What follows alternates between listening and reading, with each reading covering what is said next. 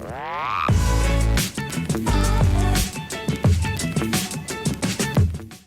what's going on, guys? My name is KarQ, and we recently had some Genji buffs that made him meta for a little bit, but some recent nerfs have come along to tone him back down a bit. Still, a net buff though, with the secondary fire spread reduction and the deflect changes. So now that the dust has settled, we have another Genji specialist working with us today. Hey, how's it going, guys? I'm Necros. I'm a top 500 Genji specialist on the EU ladder. I'm known for my highly aggressive playstyle and super quick blades. But first, a general playstyle tip. The best way to carry as Genji, undoubtedly, is with his Dragon Blade, so my general tip is to show you guys his typical playstyle. Until you spot an isolated squishy character, you should always be pressuring the enemy tanks from an off angle with your buffed secondary fire spread. You can also try moving past their shields, then escape to safety with dash and deflect until you break line of sight or get behind your own shields. Then rinse and repeat until you have blade. Alright, short and simple and straight to the point. Let's get started with the matchup tips. Diva isn't much of a threat to Genji in a 1v1. You should always look to farm ult charge off of her, especially now that Genji's spread has been buffed, making headshotting her easier than ever. She can matrix your damage, so it's important to not dash in if she's aware of what you're trying to do, because you'll get stuck in the middle of the enemy team with no way out. Against Orissa, I like dashing through her shield and doing the secondary fire melee combo to pressure her, as this can easily cause her to panic and use her fortify. Unless the halt is going to pull a teammate off the map, I personally like deflecting the follow-up damage from her team rather than the halt itself to generate more value. In general, you don't really go for shield break in this meta unless your team is calling out for everyone to focus it down. You're usually better off staying on angles above or beside her to shoot past the shield to farm your blades, like we mentioned in the general tip. A lot of people still don't know that you can actually double jump over Rein's shatter. Rhines will usually try to shatter you the moment they see you dashing to one of their teammates when you're blading, so try to double jump immediately after your dash finishes. Outside of shatter, if he's holding a choke point, you should be looking for an off angle to poke him from. This will pressure him to either turn a shield to you, allowing your team to get damage in, or he can ignore it and give you free ult charge. A bonus tip is that deflect will stop all the damage from Ryan's swings, but it won't deflect any damage back to him, so this can be used to buy time for your dash cooldown to get out safely. This matchup is all about predicting the hook. Most Roadhogs will try to hook you when you're falling from your double jump because you don't have much control over your strafing. This is the perfect time to use your deflect. Good Roadhog players typically look for hooks from off angles, so be aware of your surroundings. They're usually isolated if they're trying to do this, so as soon as you block their hook with deflect, dash right into them and start spamming with your secondary fire. It's much harder for a Roadhog to hit you than it is for you to hit him, and it's always worth it for the Dragon Blade charge. Additionally, if he hooks a teammate, you can dash in and deflect to save them. I would recommend avoiding Sigma due to the amount of powerful defensive cooldowns he has in the form of his shield and kinetic grasp. He's also a threat to you during Dragon Blade because of his ultimate, so if you get caught by it, you're probably dead. The best way to play around it is to initiate with your ult above a 200 HP target and position yourself in a way so that you both kill your target as well as dash out of the circle where he's ulting. This must be done quickly in order to get the reset to avoid getting caught. Against Winston, my tip is to be calm when fighting him. It's really hard to focus when you know you're on a timer, but 3 seconds is plenty of time to either kill him or force him to jump away. But if you aren't confident with your aim, try to stay on a high ground above him to force him to use his jump to get to you. In which case, you can immediately dash away and be safe. Or farm a bit of ult from him until you get low and then dash out. Similar to Ryan, it doesn't seem intuitive, but you can still use your deflect against Winston's Primal Rage melees to block the damage if you're getting juggled in a corner without your dash. Ball can be really annoying to deal with. There's not much you can do to kill him because he can just roll away. He has a huge HP pool and takes low damage because you can't headshot him. Also, hitting him when his shield is up gives you no ult charge. In a 1v1 scenario, just make sure to save your deflect for when he tries to slam you because you're very vulnerable when falling down. Make sure you wait until after Zarya has used your team bubble to go in, as one well-placed bubble can ruin your entire ultimate. Deflecting grab's cool, but it's not something I'd recommend doing because Deflect's hitbox is very wonky and she can just shoot it at the ground in front of you. Instead, if you know she has grab ready and you've got blade, try dashing far above one of her teammates, pulling out blade, and saving your double jump for when you're halfway through your fall to fake it out. This will cause most Zaryas to panic and just shoot the grab into the ground and waste her bubble on a teammate she thought you were going for, allowing you to go for a different one. Honestly, it's really complicated, so to avoid this headache, focus on farming your ult before she has hers or wait until after she uses it.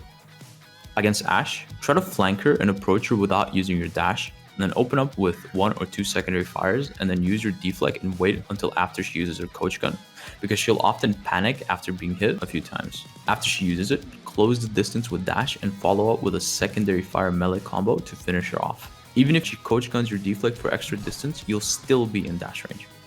Bastion's crit spot is located on his back, so an easy way of killing him is by dashing through him and quickly turning around and hitting his crit spot, then deflecting when he turns to you, cancel your deflect when he starts healing, and finish him off with your secondary fire because it out DPSs his healing. Bastion is usually a good target to blade since he'll be stacked up with his team, allowing you to do tons of AoE damage. Against Doomfist, use high grounds to your advantage because he'll have to use a couple of his abilities just to get to you, reducing his kill potential on you significantly. Save your dash to avoid his punch altogether. Do not try to dash through him during his rocket punch because you'll still be hit and stunned. In a 1v1, if he initiates with Seismic Slam, don't try to deflect because he can cancel it by stunning you with his punch. Instead, just dash away. He has far too much mobility, so try to focus other targets from blading. If you spot Echo flying within your dash distance, you can dash to her and pressure her with your secondary fire. However, in general, try to avoid dueling Echo because if she drops you below half, you can't deflect her focusing beam damage and it will melt you really quickly. A really important note is that killing her clone will not give you a dash reset, as it doesn't count as eliminating the character, so keep that in mind, especially when you're using your Dragon Blade. The Genji versus Genji matchup is all about the deflect, so if you see the enemy Genji deflecting, try to throw your shurikens into the deflect and immediately use your own deflect right after. If he stays and holds it, your deflect will last longer, resulting in a lot of damage taken for the enemy Genji, allowing you to follow up with a dash for the kill. If the enemy Genji decides to stop blading, you can literally waste almost half his blade duration by deflecting to stop all the slash damage, then dashing out at the end. Against Hanzo, don't fight him at a range because your primary fire is weak when compared to his bow. Close the distance by flanking and animation cancel your secondary fire with deflect immediately because he'll usually have an arrow charged up to respond to your attack. If you manage to reflect an arrow, he will usually panic and leap away. Cancel your deflect with a dash, follow up with a melee, and you'll have enough damage to finish him off. Junkrat's kinda hard to deal with as Genji. It's really hard to deflect his concussion mines even if you're in his face because he can detonate it before it bounces off. So for Junkrat, I'd say try to poke him from range where he can't effectively hit you from. Watch out for his ultimate during your blade because it can kill you even with a nano boost. If you know he's going to use his ult for your blade, try to figure out his position and open up your blade on him, since if you both start using your ultimates at the same time, you can actually kill it before he can detonate it. You don't want to fight McCree at a distance because his gun is much stronger. Ideally, you should engage McCree after you've seen him use his flashbang because he's a free kill if it's on cooldown. But if that's not possible, in a 1v1 scenario, dash right in front of him, secondary fire at the end of dash, then jump once and deflect in one quick motion.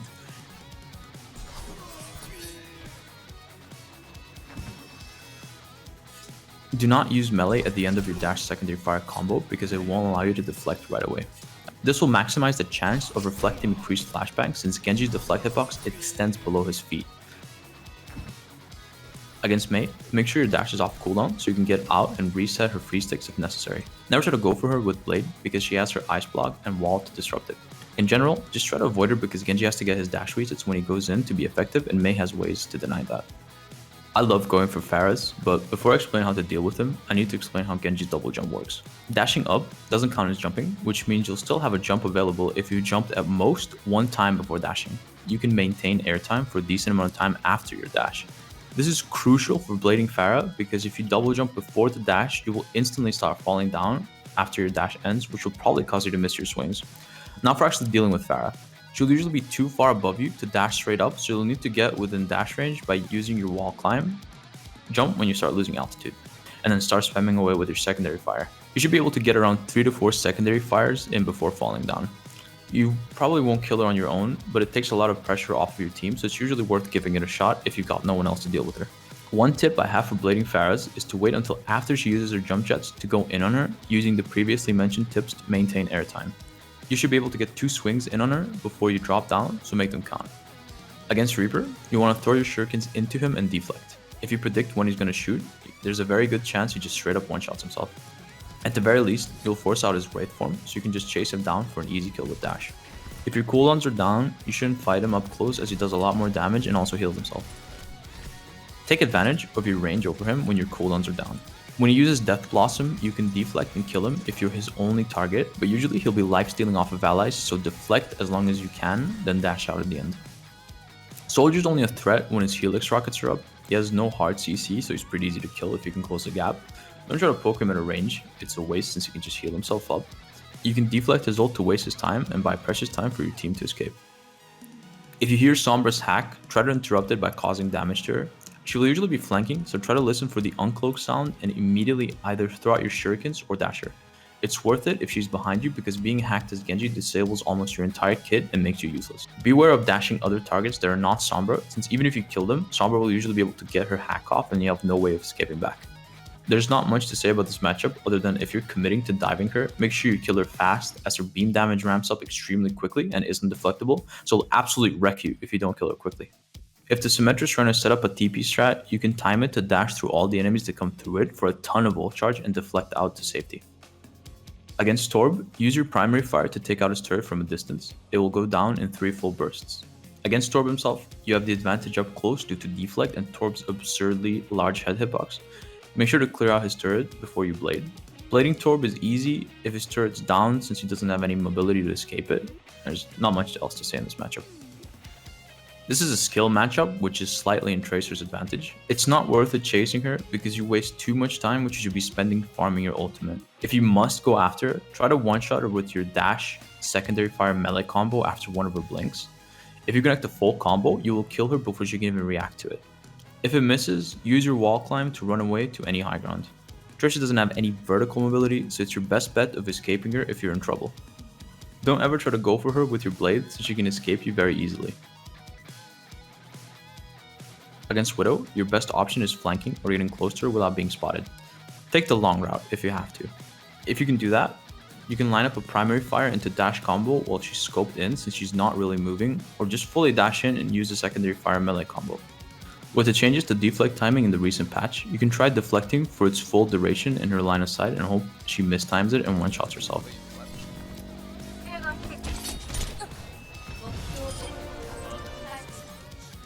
If she doesn't shoot, just dash out at the end of its duration. Against Ana, she's pretty difficult to 1v1 with her nade up, so I'd say don't engage her until after she's used it. With her nade down, she becomes pretty easy to kill. Her sleep has a long wind up, so it's very easy to react to and deflect back at her. When blading, most Anas will try to sleep you after you dash up and start falling down. This is where the previously explained trick with saving a jump comes in. If you jump right before you start falling down after dashing, you'll be able to juke her sleep dart by jumping above it. Alternatively, you can just deflect immediately after pulling out blade. Against Baptiste, you have the advantage up close, so try to duel him there. Try to force out his lamp and then just disengage because you'll take way too long to kill both the lamp and him. His lamp has a 25-second cooldown, so your cooldown will be back up before his for the re-engage. When blading into a team with Bap, you should ask for nano boost as it makes dealing with his lamp a lot easier. Make sure you don't waste your dash into him before he has thrown his immortality field, since it has 200 HP and you can one-shot it with a slash dash combo, so wait until he's thrown it down before comboing. Against Brig, she's almost impossible to solo kill. She beats you at your effective range, so don't even try to 1v1 her. The only opportunity you have of even doing damage to a Brig is when she's focusing someone else. The best thing you can do is stay on a high ground above her so she can't reach you. Worth noting that you can double jump above her shield bash, but it has a very generous hitbox, so it's very difficult to pull off. Don't go for a rallying Brig when blading, because it usually takes more than 2 swings to kill her. Against Lucio, he's hard to hit because he's so fast and he'll usually be on walls, so it's kind of pointless to chase him because there are easier targets to farm your blade off of. His ultimate's slow to charge, so you'll usually have blade up before he has his first beat.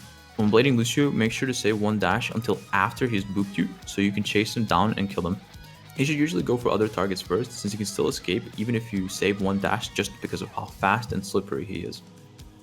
Against Mercy, both in and outside of Blade, don't commit your dash until after she's used Guardian Angel, since it's the only way she can escape you. That's pretty much the only thing to look out for when dealing with Mercy. Moira should be avoided because she's very difficult to kill. If you're forced to 1v1 her, try to be as close as possible and take her down with your secondary fire. If you have to escape, dash to a high ground because she can't follow you. When blading, try to avoid Moira since she can just fade away and make you mess up your dash resets. Interestingly, Moira is at her weakest against Nanoblade when using her Coalescence as she cannot fade out of it. So if you see a Moira using it, focus her down, but only if you have an Ana that's ready to nano you. It is possible to kill her without nano, but it's much more difficult and it's usually going to take more than 2 swings to bring her down. Zen's the absolute easiest target in the game to kill as Genji. He has no chance to 1v1 you because of his big hitbox, small HP pool, and no mobility. Always, always, always go for a Zen first if you see him. If timed correctly, you can still kill his 200 HP teammates through Transcendence with Nanoblade by doing a quick slash dash combo. And that wraps up this video. Thank you so much, Necros, for joining me, and I'll see you guys next time. Thanks for having me, KarQ. If you guys want more in-depth tips, you can check my stream out at twitch.tv/Necros. Peace.